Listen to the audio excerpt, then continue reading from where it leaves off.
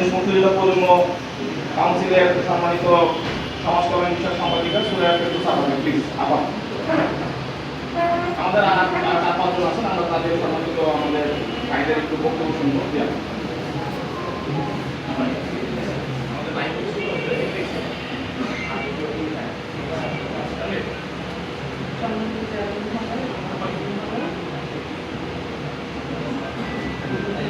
আমার সকল ভাই আসসালামু আলাইকুম। আমি তো এখানে অভ্যস্ত না, তো আমাকে যে মতামতটা দেওয়া হয়েছে আশা করি কতটা করে করার চেষ্টা করবো এবং এই কামনাই করি। এবার আমি আমার বক্তব্য শেষ করছি। আসসালামু আলাইকুম।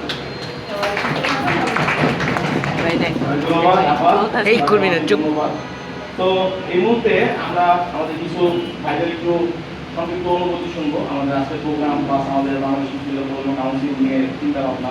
তো এই মুহূর্তে আমি মঞ্চে বিনীতভাবে আহ্বান করবো আমাদের বাংলাদেশ মুক্তিযুদ্ধ প্রজন্ম কাউন্সিলের কেন্দ্র কমিটির সম্মানিত